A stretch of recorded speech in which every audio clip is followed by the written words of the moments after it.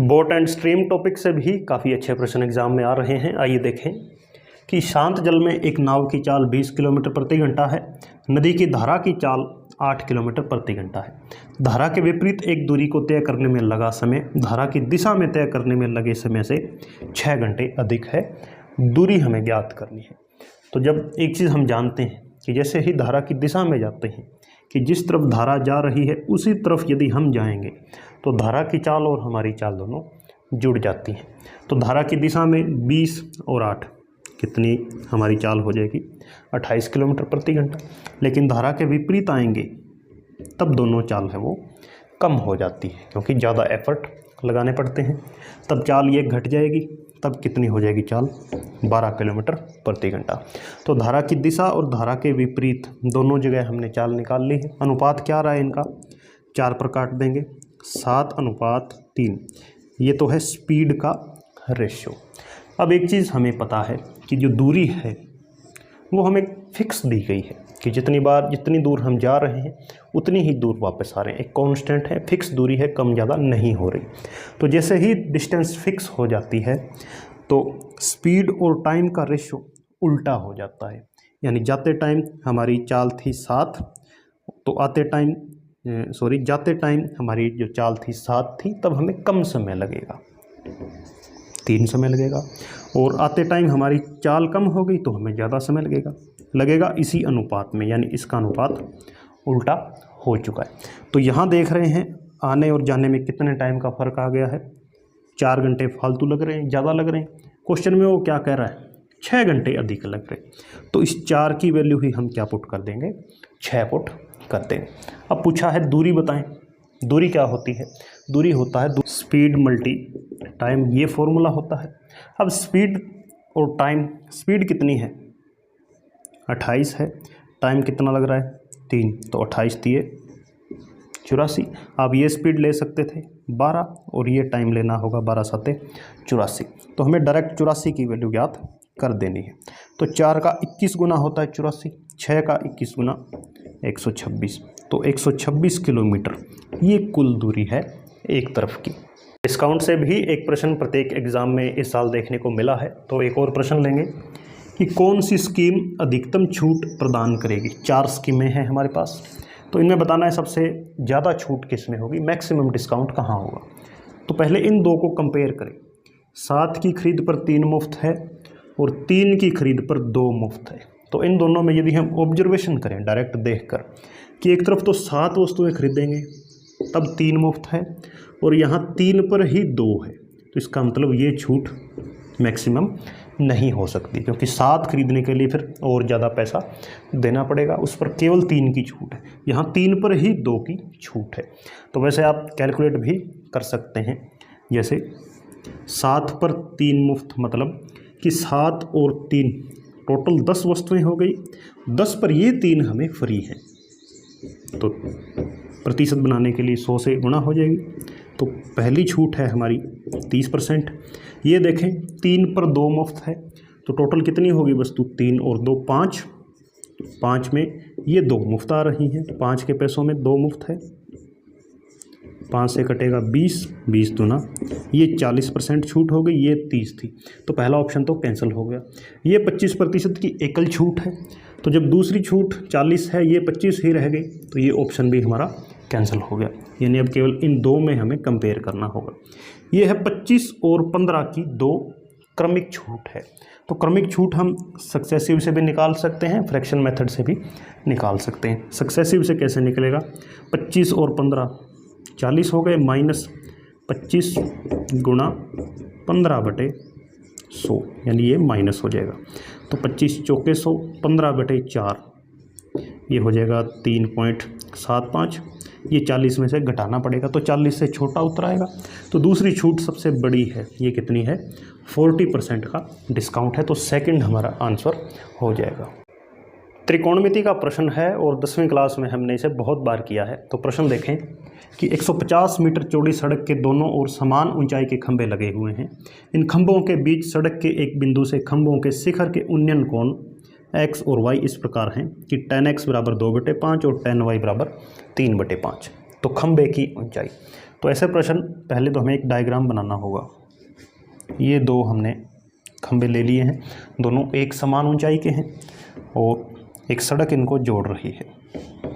अब कहा है कि सड़क के बीच एक बिंदु से कोई एक बिंदु ले लेते हैं, यहाँ से इसका जो यूनियन कोण बन रहा है वो एक यहाँ जो कोण बन रहा है, ये दोनों कोण क्या हैं, एक तो x डिग्री है, दूसरा y डिग्री है। और फिर हमें दे दिया tan x बराबर 2/5, tan y बराबर 3/5। अब tan x या tan के अंदर जो एंगल होते हैं वो हमें पता है, वो होते हैं लंब बटे आधार, यानी 2/5। तो ये हो गया लंब 2, ये आधार 5, और एंगल y के लिए 3/5, ये 3 हो गया तो ये 5 हो गया। अब इस क्वेश्चन में ही हमें एक हिंट दिया हुआ है कि ये दोनों समान ऊंचाई के हैं, यानी यहाँ से लेकर ये डिस्टेंस और यहाँ से ये दोनों बराबर है। तो इसका मतलब ये हमारे पास जो अनुपात में 2 और 3 आ रहा है, ये भी हमें बराबर कर लेना होगा। कैसे बराबर होगा, 2 को यदि हम गुणा कर दें 3 से 6 बन जाएगा, 3 को 2 से गुणा कर दें ये भी 6 बन जाएगा। लेकिन एक तरफा गुणा गणित हमें अलाउ नहीं करता है, 5 को भी हमें गुणा करना होगा 3 से, और यहाँ 5 को 2 से। तो अब ये कितना बन चुका है, 6, ये भी 6। खंभे हमने बराबर ऊंचाई के कर लिए, लेकिन इन पर फ़र्क पड़ा है, 5 दिए, ये हो गया 15, ये 5 दूना 10 हो गया। तो अब देख रहे हैं खंभों के बीच की दूरी कितनी हो गई, 15 और 10 25 यूनिट हो चुकी है। और क्वेश्चन में कितना दे रखा है कि सड़क 150 मीटर चौड़ी है, तो इस 25 की वैल्यू हो गई 150, 1 की वैल्यू हो जाएगी 6। पूछा क्या है, खंभे की ऊंचाई। तो खंभे के यूनिट कितने हैं, 6 हैं, 1 की वैल्यू 6 आ गई, तो 6 गुणा 6, यानी दोनों खंभे 36 मीटर ऊंचे हैं। प्रॉफिट लॉस का एक प्रश्न। एक फल विक्रेता फलों का मूल्य 130% बढ़ाकर अंकित करता है, 25% की छूट भी देता है। यदि फलों का क्रय मूल्य 1600 रुपये है तो वह फल कितने रुपए में बेच रहा है। तो दुकानदार ने खुद खरीदे थे 1600 में, फिर जो इन पर अंकित मूल्य किया, इन पर जब MRP सेट किया तो 130% बढ़ा दिया। ये जो मूल्य होता है ये अपने आप में 100% होता है, यानी वो 1600 को 130% यदि बढ़ाकर नहीं बेचता तो हम कहते हैं 1600 का 100% पर ही बेच रहा है। लेकिन अब 130% यानी कुल 1600 का 230% हमें निकालना होगा, तो इतने में बेच रहा है और 25% की छूट भी दे दी। अब इस पर 25% की छूट है, इस पूरे मूल्य पर 25% की छूट का मतलब 75% अभी भी वो इसका वसूलेगा ग्राहक से। तो टोटल इतने में बेच रहा है, ये 230% है, ये भी 75% है, तो परसेंट हटाकर नीचे दोनों के हम 100 लगा देंगे और आंसर निकाल देंगे।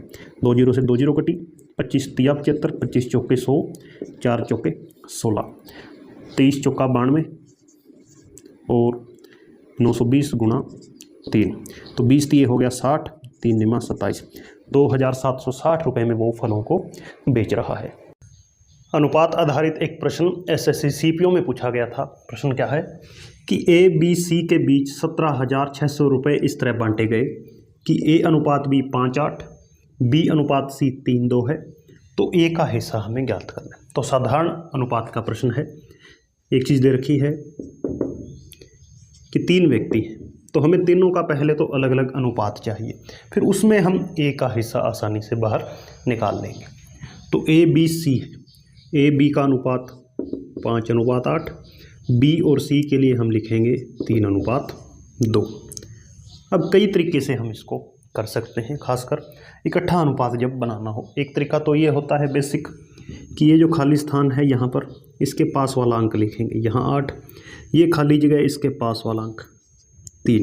अब गुणा कर देंगे, 15, 8 3 24, 8 दूनी 16। यहाँ से अनुपात या हम डायरेक्ट कर सकते थे कैसे, ये जो बीच में 8 और 3 है इनको एक जैसा बना लेते। कैसे, जैसे हम इधर लिखें इसको कि A अनुपात B फिर B अनुपात C था, तो A B की वैल्यू 5:8, B और C की वैल्यू 3:2। तो B यहाँ पर देख रहे हैं 2 है, तो इस B को 1 ही कर लेते हैं। यहाँ 8 है, यहाँ 3 है, आपस में गुणा कर देते हैं, 24 बना लेते हैं। अब 8 की हमने 24 बना दिया, कितने से गुणा की? 3 से, तो इस 5 को भी 3 से कर देंगे। 3 को भी हमने 24 बना दिया, 8 से गुणा की है, तो 2 को भी 8 से, तब भी इतना ही आना है। यानी कई तरह से हम अनुपातों को मर्ज कर सकते हैं। अब देखें अनुपातों का जोड़ कितना हो रहा है, 15, 24, 39, 16, 55, और इधर रुपयों का जोड़ कितना है, 17,600। तो एक अनुपात की वैल्यू हो जाएगी 17,600 बटे 55। क्या पूछ रहा है? ए का हिस्सा, तो ए का अनुपात में हिस्सा कितना है, 15 है, तो 15 से गुणा कर देंगे। तो 3 पर काटेंगे, 5 पर कटेगा 3, ये 11, 11 से 176 कट जाता है, 11 कम 11, 11 छिके 66, 16 3 48, और 2 जीरो आगे पड़ी है, तो 4800 रुपये ये ए का हिस्सा है। बी का हिस्सा पूछे तो यहाँ 24 से गुणा हो जाएगी। सी का हिस्सा पूछे 16 से गुणा कर देंगे। यह पूछ ले ए का हिस्सा सी से कितना कम है, तो ध्यान रहे ए का हिस्सा सी से कितना कम है यह पूछ सकता है। तो डायरेक्ट हम क्या करेंगे, यहाँ देख रहे हैं अनुपात में दोनों के बीच 1 का अंतर है, तो सीधा हम 1 अनुपात की वैल्यू भी निकाल देंगे। ऐसा करने की आवश्यकता नहीं है कि हम पहले ए का पूरा हिस्सा निकालें, सी का पूरा हिस्सा निकालें और फिर उनको अंतर निकालें, ऐसा नहीं, हम अनुपात की मदद से ही कर सकते हैं। लाभ और हानि का यह प्रश्न कई बार एग्जाम में आया है। आइए देखें इसे कैसे करना है। प्रश्न है कि एक दुकानदार 50 रुपये में 10 की दर से संतरे खरीदकर 74 रुपये में 12 की दर से बेच देता है, उसका लाभ या हानि बताएं। संतरे की जगह कई बार टॉफ़ी लिखा आ जाएगा या सेब, केले, कुछ भी लिखा आ सकता है, थोड़ी स्टेटमेंट इधर उधर हो सकती है, टाइप यही होता है। तो इसमें 50 रुपये में वो 10 की दर से खरीदता है और 74 में 12 की दर से बेच देता है। तो ये सभी सवाल एक कंसेप्ट पर हमें याद रखने होंगे कि हमने खरीदे हैं 10 संतरे, बेचे हैं 12, तो 10 और 12 की दर से हम लाभ हानि नहीं ज्ञात कर सकते हैं। तो एक चीज़ ध्यान रखेंगे, जितने हम खरीद कर लाए थे उतने ही बेचेंगे, या कहने का मतलब कि ये दोनों हमें हमेशा बराबर कर लेने होंगे, वस्तुओं को बराबर कर लेना होगा। तो 10 और 12 का एलसीएम होता है 60, तो 10 को तो हमने कर दिया 6 से गुणा, कितने बन गए 60 संतरे। 12 को कर दिया 5 से गुणा, ये भी कितने बन गए 60 बन गए, यानी 60 खरीदे 60 बेचे। अब हम लाभ हानि देख सकते हैं कि यहाँ 6 से गुणा हुई है तो इधर भी 6 से गुणा होगी, यहाँ 5 से हुई है तो यहाँ भी 5 से गुणा होगी। तो ये हो जाएगा हमारा अब कॉस्ट प्राइस, ये हो जाएगा सेलिंग प्राइस। तो 50 गुणा 6 में हमने ख़रीदा, 74 गुणा 5 में हमने बेच दिया। अभी भी काटा बाटी कर सकते हैं, 5 से इसको इधर काटेंगे 10 पर, ये 2 से कटेगा 3, ये 2 से कटेगा 37, यानी 10 या 30 क्रय मूल्य है और 37 विक्रय मूल्य है। 30 की वस्तु हम 37 में बेचें, कितना बचेगा हमारे पास, 7 रुपये हमें प्रॉफिट होगा, क्योंकि क्रय मूल्य हमारा कम आया है, विक्रय मूल्य ज़्यादा है। अब 7 रुपये ये तो हमें लाभ हो गया, लेकिन वो प्रतिशत भी पूछ रहा है। प्रतिशत किस पर निकलता है, हमेशा कॉस्ट प्राइस पर निकाला जाता है, यानी ये 7 जो लाभ हो रहा है ये 30 पर हो रहा है। तो 60 बटा 30 गुणा 100, 0 से 0 कैंसिल हो गई, 70 बटा 30, 23 तिया 69 होते हैं, तो 23 सही 1 बटा 3%, ये हमें इस कंडीशन में लाभ होगा। प्रीवियस ईयर क्वेश्चन में आज एसएससी ग्रेजुएशन लेवल पर पूछा गया प्रश्न है कि 2 मिश्रणों में दूध पानी का अनुपात 5:3 और 3:1 है। एक नया मिश्रण बनाने के लिए 80 लीटर मिश्रण ए व 100 लीटर मिश्रण बी को मिलाया जाता है, तो नए मिश्रण में पानी कितना होगा। तो ये जो पहला मिश्रण है इसे हम ए नाम दे देते हैं, इसमें दूध और पानी है 5:3 के अनुपात में।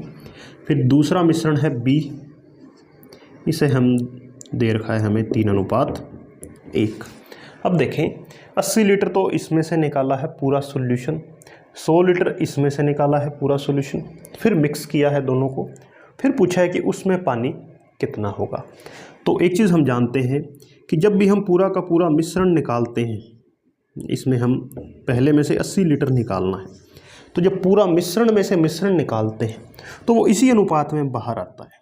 तो 80 में से 5:3 के अनुपात में ये मिश्रण बाहर आया है, यानी इस 80 लीटर मिश्रण में 3 अनुपात पानी है।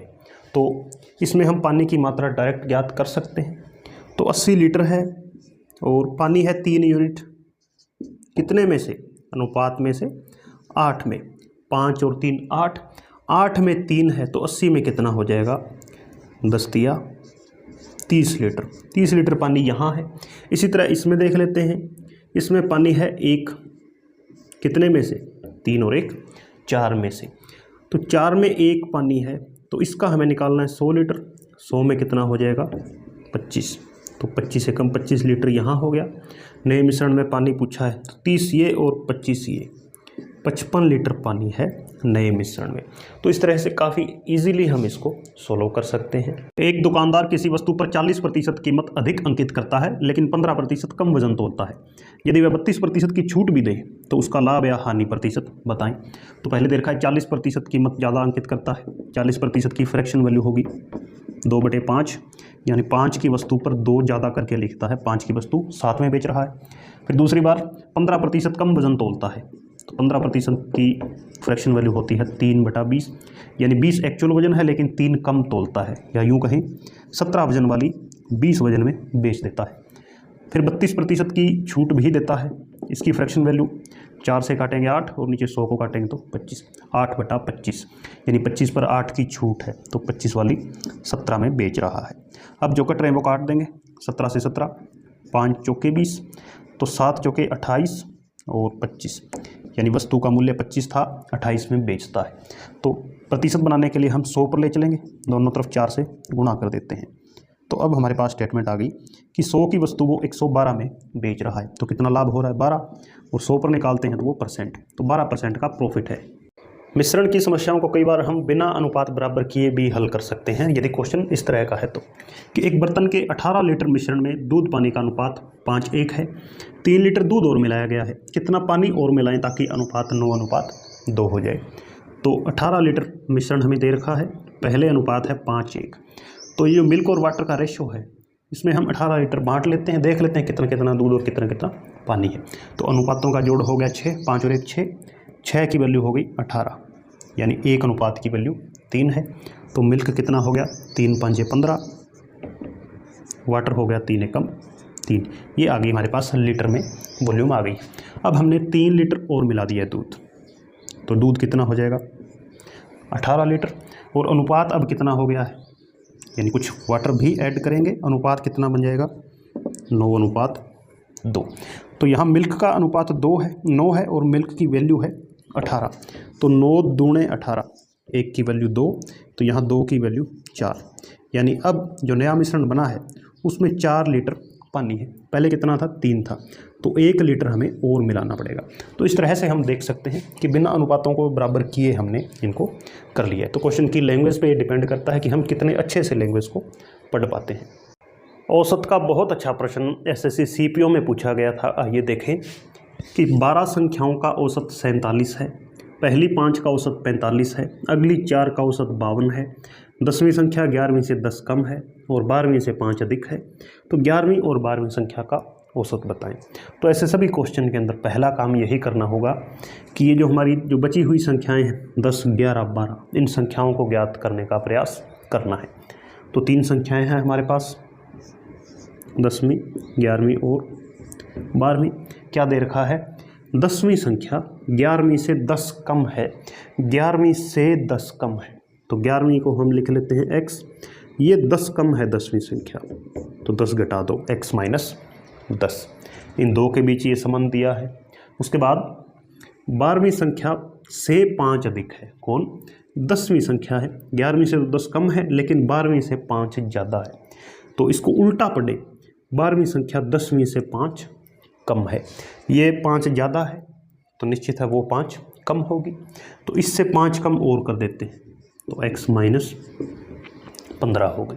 तो तीनों संख्याएं हमने याद कर ली हैं x की टर्म में। अब चलते हैं क्वेश्चन पर। 12 संख्याओं का औसत 47 है। एक तो इसमें 2 तरीके से अब इसको हम आगे प्रोसीड कर सकते हैं। एक तो हमें दे रखा है 12 संख्याएं 47 औसत है, तो योग ज्ञात कर लेते हैं, या गुणा यदि हम जल्दी करना चाहें, ये 50 होता तो 12 गुणा 50 सीधा 600 हो जाता। ये कम है 3, तो 12 3 36 कम है, तो 12 पंजे 60, 600 से 36 कम कर दो, यानी ये हो गया हमारे पास 564। वैसे गुणा कर लो तो भी इतना ही आएगा। पहली 5 का औसत 45 है, तो 5 गुणा 45 ये होता है 225।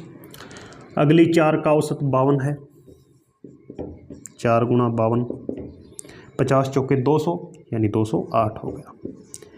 तो 5 और 4 9 संख्याओं का टोटल कितना हो रहा है, यानी 3 3 433 और 564 है सभी का। तो टोटल में से हम इन 9 का योग घटा दें तो क्या मिलेगा, 3 का टोटल मिलेगा। और 3 का टोटल हमारे पास यहाँ भी है, ये कितना है टोटल, इनको जोड़ेंगे तो ये हो जाएगा 3x माइनस 25। तो 12 में से इन 9 का घटा के टोटल को इसके इक्वल पुट कर देंगे तो डायरेक्ट आंसर मिल जाएगा।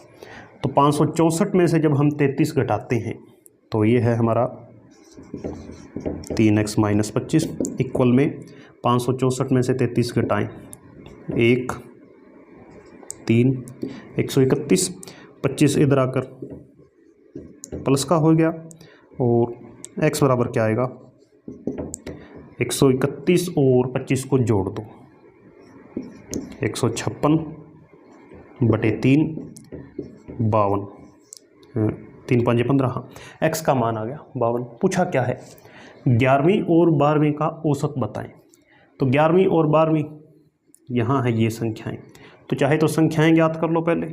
11वीं संख्या हो गई 52 और 12वीं 15 कम है x से, तो कितनी हो गई 37 हो गई। दोनों का जोड़ हो गया 89, औसत के लिए 2 से भाग कर दो 44.5। ये हमारा आंसर हो जाएगा फाइनल। एक तरीका तो इसमें ये था कि हम थोड़ा लेंथ ही चले गए, थोड़ी सी कैलकुलेशन मुश्किल हो जाती, क्योंकि कई बार बड़े नंबर दिए होते हैं तब मल्टीप्लाई करना मुश्किल होता है। हालांकि क्वेश्चन हमारा ये कंप्लीट हो गया है और उम्मीद करता हूँ आप समझ भी गए होंगे।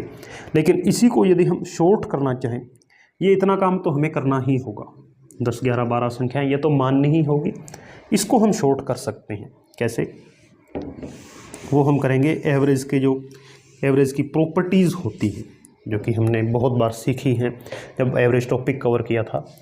हमें दे रखा है कि 12 संख्याएं हैं, उनका औसत है 47, पहली 5 इनका औसत है 52, अगली 4 का औसत है, पहली 5 का है 45 है और अगली 4 का है 52। तो इन दोनों औसत को हम इस एवरेज के साथ कंपेयर करेंगे जो हमें दे रखा है 47।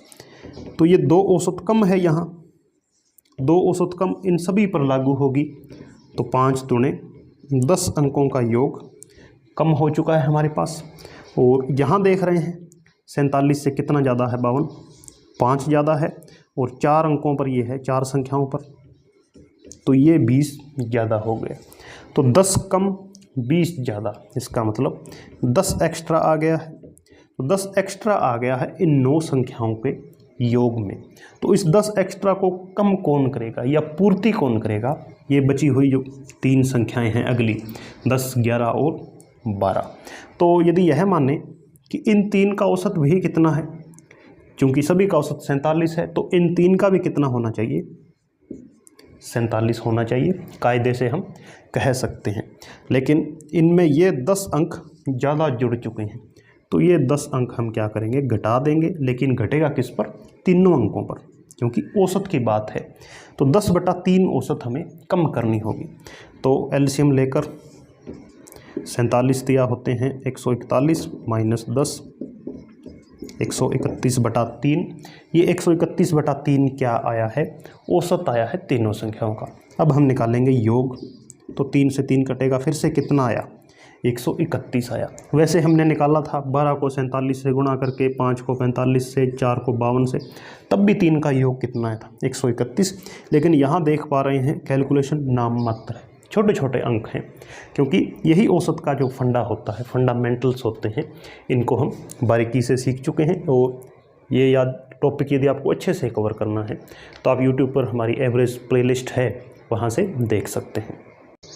साधारण ब्याज के प्रश्न आजकल इस लैंग्वेज पर पूछे जा रहे हैं कि किसी निश्चित राशि पर 4 वर्ष के लिए 14% की वार्षिक दर से मिलने वाला साधारण ब्याज उसी राशि पर समान दर से 8 वर्ष के लिए मिलने वाले ब्याज से 6,160 रुपये कम है, राशि ज्ञात करनी है। तो दो तरह का हमारे पास ब्याज है। एक में तो हमें मिलता है 4 वर्ष के लिए 14%, दूसरी बार 14% की दर से ही 8 वर्ष के लिए। तो 4 वर्ष 14% दर कितना हो जाएगा ब्याज, यानी 1 साल में 14% ब्याज मिलता है, 4 सालों में कितना मिल जाएगा 56, और जब 8 सालों के लिए लेंगे तब भी 14% ही ब्याज है, तो 14 8 112।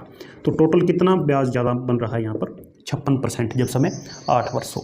और क्वेश्चन में क्या कह रहा है कि ये वाला जो है 6,160 रुपये ज़्यादा है वो कम है, तो हम सीधा पुट करेंगे 56% की वैल्यू 6,160। पूछा क्या है, राशि बताएं। राशि अपने आप में हमेशा 100% होती है। तो 56 से इसको काट के देखें, पहले 4 पर काटेंगे यदि तो ये 14 हो जाएगा, ये 4 पर काटेंगे यदि 15 चौके 60, 1 बचेगा 1540। अब 14 से डायरेक्ट काट देते हैं, 110। तो 1% की वैल्यू 110, 100% की वैल्यू हो गई 11,000। तो ये हमारी राशि है।